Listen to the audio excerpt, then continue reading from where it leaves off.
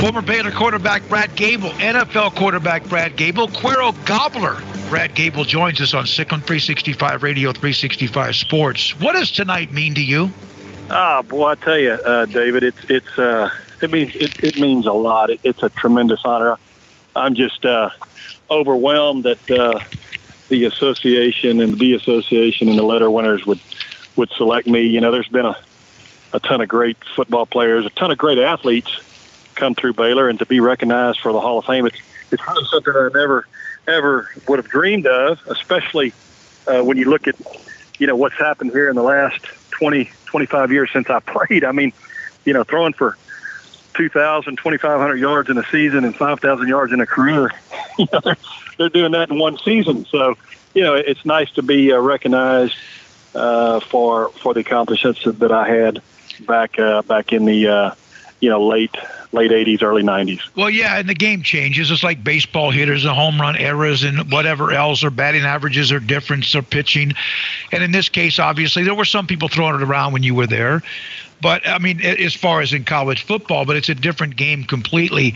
Does it make it even more special that it's the weekend they're playing Texas? Oh, it really does. It really does. It's a big game. It's a big weekend. And, you know, looking back at my career, we had a lot of success against the University of Texas when I was there, you know, culminating with my senior year, us beating them 53-6 in Austin, which was, we hadn't done it in a long time. And, you know, I think 3 of the 4 years that I played, we beat the Longhorns. So I'm kind of expecting another Baylor victory this weekend. What are your thoughts about what you see from Gary Bohannon? I like him. I mean, wow, I didn't know much about him. I'd heard great things, and I haven't seen him in person, but watching him on TV, just a lot of confidence back there. Doesn't make a lot of mistakes. Takes care of the football. Very accurate. Can move around. You know, kind of what you want as a quarterback today, and somebody that can help the offensive line out a little bit, but, you know, protects the football and very accurate. I like him a lot. I think he's got a great career ahead of him. When you were, I think it was your redshirt freshman year, wasn't that the year when you were all of a sudden you were thrust into the starting quarterback job? Yeah, David, that's right. I was a backup. I had redshirted. Cody Carlson was starting my redshirt year, and then coming back, I was a second-team guy behind a quarterback named Ed Lovell. Mm-hmm. And Ed had gotten hurt in the first quarter of the first game, and it was, you know, opportunity presented itself, and you know, you don't have really time to think. You just go in there and play football, and I did. Had a really good season that redshirt freshman year, and made all Southwest Conference, and you know, just a lot of fun. You know, you look back and you think, you know, this is just going to happen every year. It obviously didn't go great every year like it did my redshirt freshman year, but we had success and spread the ball around. Had some success that year, and you know, you just got to be ready. You just never know when you're going to get that opportunity, and thank goodness I was ready. Yeah, and that's the whole thing. Be ready when your time is called, whatever your opportunity, because you might not have been, and you were, and you handled it well. What was it like? Yeah. When did you find out? Obviously, Lovell got hurt. You're talking about that. Was that you had the entire week to get ready, or? No, he got hurt in the first. We played Louisiana Tech, and it was the first quarter of the first game. So, you know, I was thrown in there. You know, I didn't have a week to prepare. I mean, I had a week to be a backup. I mean, I was the number 2 guy. So you always got to prepare like you're going to be the starter. But really, it was just kind of, you know, my first taste of action. You know, it's not like you get any preseason games or any, you know, you're going against your guys in 2-a-days. But it was my first taste of college football, and I had a great week that first week against Louisiana Tech, and it just kind of snowballed from there. Fast forward 5 years later in the NFL, with Philadelphia Eagles in 1991, I made the team as a third quarterback behind Randall Cunningham and Jim McMahon. And first quarter of the first game, we played the Green Bay Packers. Randall Cunningham blows his knee out. He's done for the season. Jim McMahon is number 1. I'll go to number 2. And it's like, okay, here we go. 5th, 6th game of the year. Jim's out. I'm in. It's like, get ready, kid. You're playing again. Yep. Yeah. Did that prepare you because of what you went through in college? I think so. I definitely think so. As a backup guy, it's almost a little harder than being the guy because, when you're the guy, you're getting the reps all week long during practice. You get the timing down with your first unit. Being the backup, you don't take many reps, especially in the pros. So, it's a mental game. You have to study, prepare like you're going to be the starter. And, you just got to go in there and play and react. And really, my philosophy was you don't have to win it, but just don't lose it, as that guy, just don't lose the game, just take care of the football, be accurate, make good decisions. And that was my philosophy.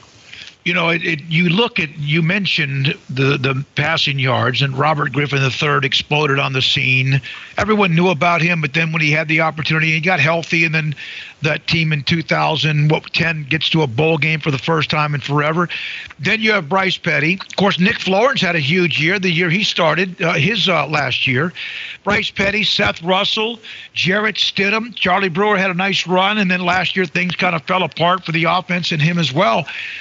What are your thoughts about the history at quarterback? And that's even not talking about the ones, as you mentioned, Cody Carlson and others. What about the tradition at quarterback at Baylor?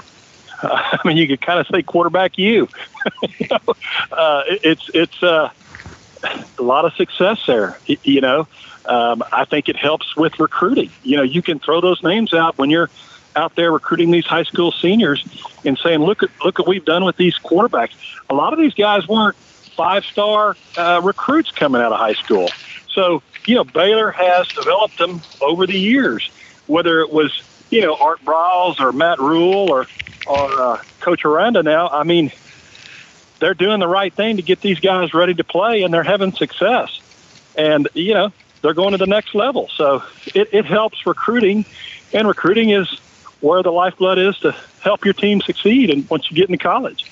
How much did football, athletics, growing up a Cuero gobbler, and then, of course, having the experience we've mentioned at Baylor and the NFL, how much did that help you when it came to your business? I tell you, it's I've got a 12-year-old son right now. He's playing baseball. He's just had his first year of flag football. And, I'm seeing in him what I felt and what I experienced growing up as well is just how important athletics is. And people probably don't realize this if they haven't ever played, but, being part of a team, having success, growing, just all the opportunities that you get, the people you meet, the doors that are open, it's tremendous. You can't put a price on that. It's just the work ethic. Achieving a goal. Grant Taft was my coach, Cotton Davidson.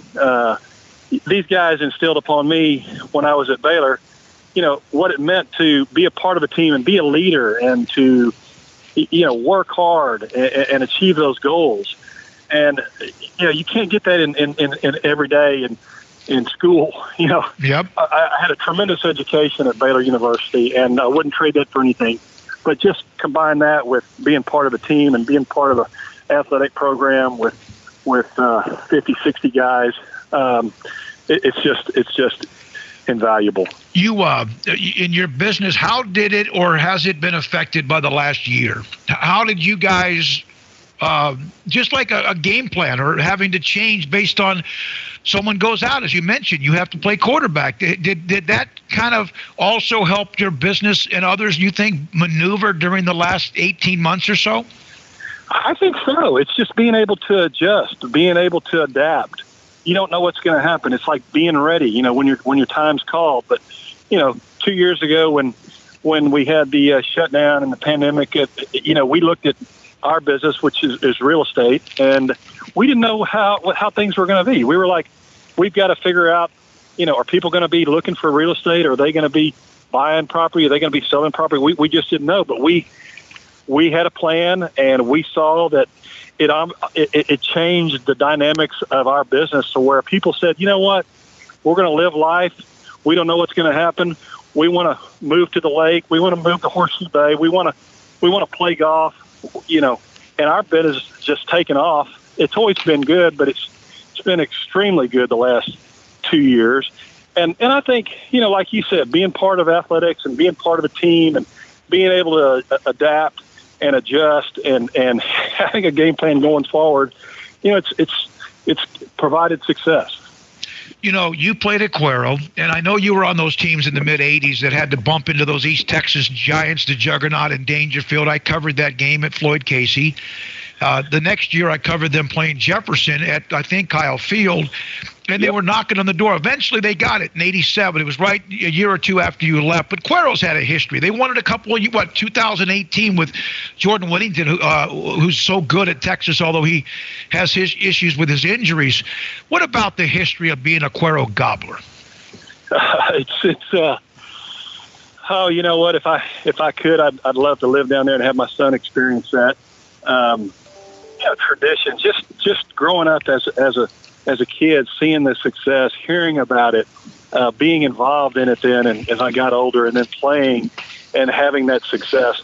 The town, it just rallies around and supports the kids there in the community, and not just football, but all sports. But that's it. They talk about the 12th man, and at A&M and Kyle Field and in Seattle at the Seahawks. I mean, Cuero's got that 12th man because, you're never out of it. You always believe because of the tradition and the history behind it. And, it's fabulous to have that. It's great to be a part of that. And I still follow the Gobblers. My parents still live there. I've got relatives that play there, coach there, and they're having success again this year.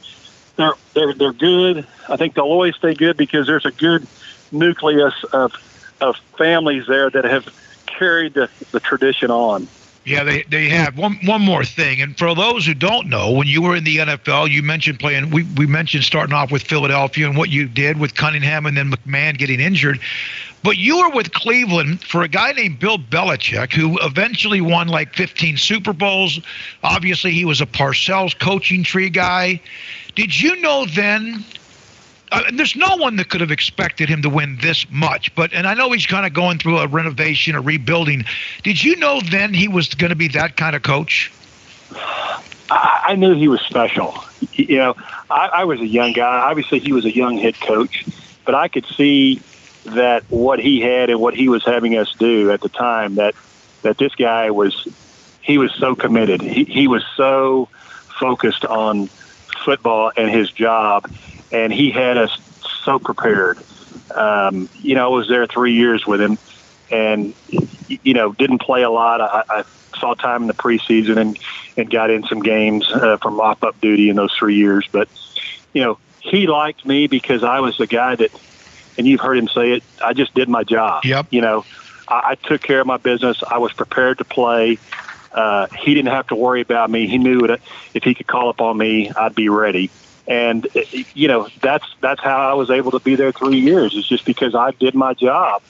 And that's what he taught us to do. He taught us to work hard, be committed, and not make mistakes. And, that simple formula has obviously carried him over to having the success he has. And also it helps to have a guy named Tom Brady. Now, don't get me wrong. Yeah. But Bill was doing things back then that we were looking at going, wow. It was just amazing how the things that we were doing that week of practice to prepare for those games, nobody else was doing.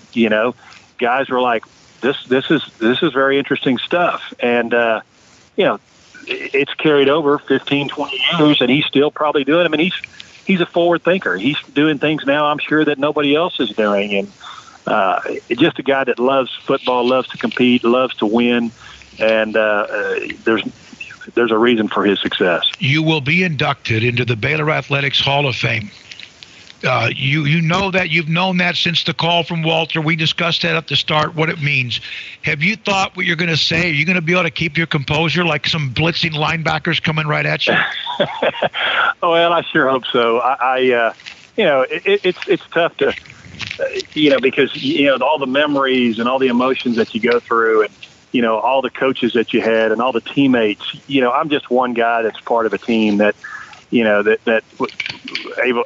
I'm getting recognized for all of their accomplishments, and that's what's tough. Is I'm not a guy that says, "Hey, it's all about me." I'm a team guy, and so me, taking credit for what all the guys did in my 4 years of playing, that's special, and I obviously having your parents there and your high school coach. And friends and supporters that have helped me over the years. It's a tremendous thing, and I'm excited about it. I'm ready for it, and as I said, I'm very appreciative. Congratulations, Brad. Great talking to you again. All right, David. Thank you. Brad Goebel. He'll be a part of that Hall of Fame B Association ceremony tonight. This is Sikkim 365 Radio. Right around the corner to wrap up today and the week. Again. It's Paul Catalina's Top 5. Tomorrow, our pregame, Texas and Baylor. We'll be in studio at 9 o'clock tomorrow morning, leading you up until kickoff at just after